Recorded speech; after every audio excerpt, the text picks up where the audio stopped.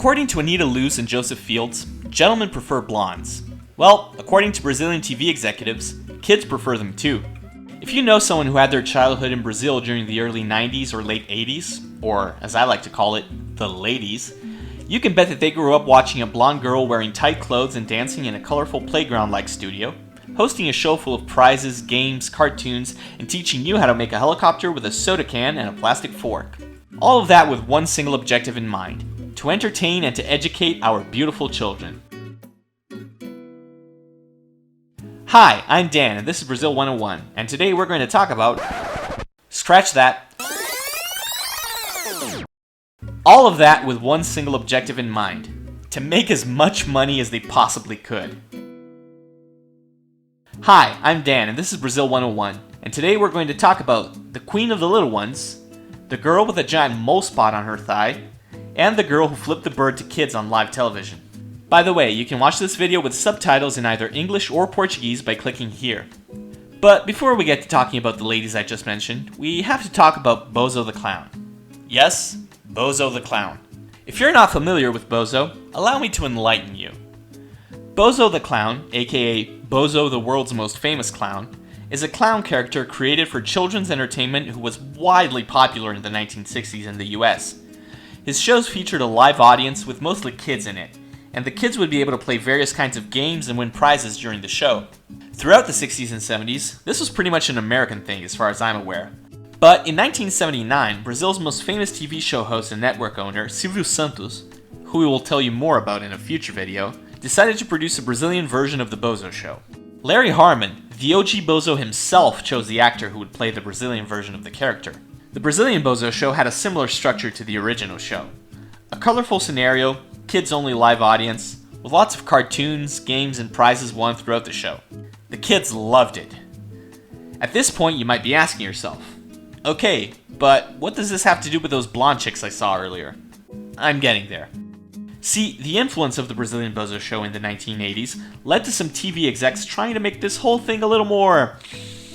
Brazilian, if you catch my drift. I mean, sure, clowns are fine. Kids love clowns. But do you know what kids also love? Babes. Hot babes. Hot blonde babes.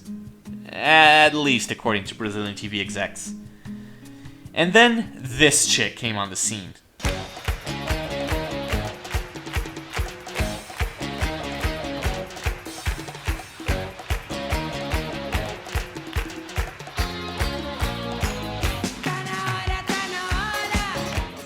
Maria da Graça Meneghel, aka Xuxa, was huge.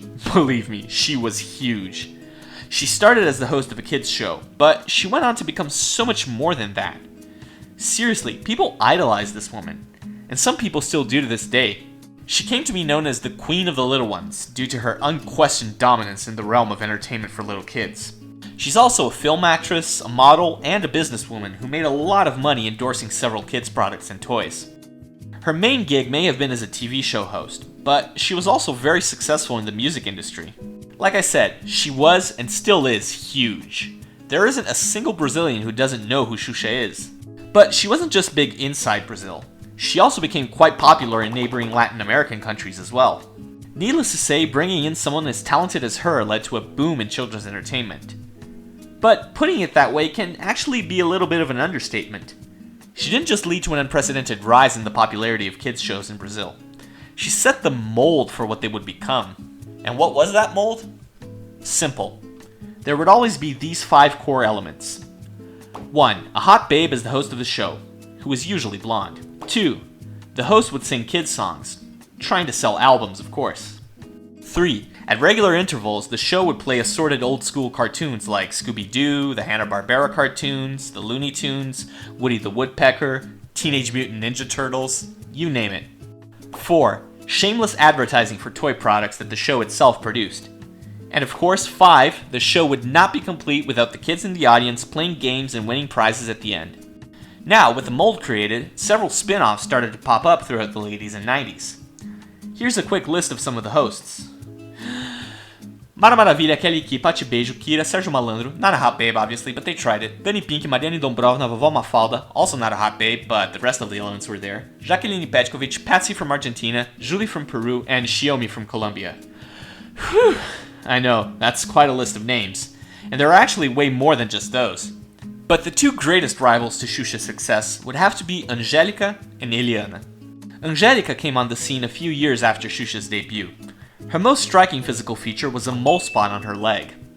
Like Xuxa, she also endorsed several products, and weirdly enough, they even marketed her mole spot as an accessory for little girls who wanted to be just like Angélica. She also had a solid singing career, with her main hit being an album called Vou de Táxi, which means I'll go by taxi.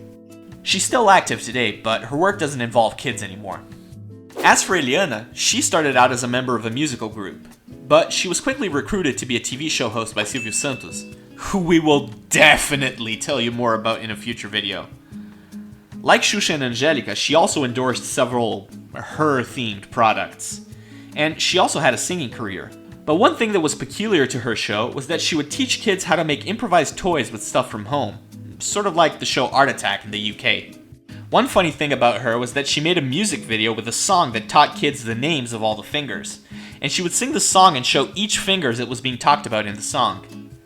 Yep, she showed each individual finger, which means she actually ended up flipping the bird to thousands of kids who were watching her show on a daily basis. That's Brazil for you. Nowadays, there aren't a lot of hot blonde babes hosting TV shows for kids anymore. But we decided to make a video about this phenomenon because it really defines modern Brazil in a lot of ways. In fact, The Simpsons even made fun of this weird aspect of Brazilian culture in an episode where the Simpson family visits our country. Clockwise. Counterclockwise. Anyway, the three main blondes we talked about today, Xuxa, Angélica, and Eliana, were iconic for every Brazilian who grew up between 1985 and 2000. It's impossible to overestimate the impact of these three women on Brazilian pop culture. If you talk to any Brazilian from that era for long enough, one of these ladies is bound to come up in the conversation. 90s nostalgia is a worldwide phenomenon, but Brazilian 90s nostalgia has a very peculiar flavor. One that involves a weird mix of childhood innocence, ridiculous commercialism, and inappropriate shenanigans by adults who should have known better.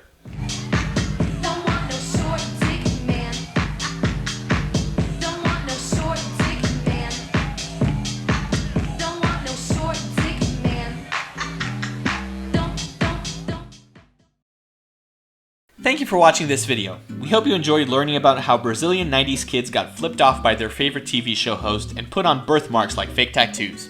If you did, please remember to like, share, subscribe, and hit the bell button for notifications on future videos. Also, we here at Brazil 101 are always interested in hearing what you are interested in learning about Brazil. So let us know in the comments sections, and your suggestion might just end up becoming one of our next videos. See you guys next time. Bye! E agora a música nova, né? Eu quis comer você, é o nome da música. Olha só, que barato.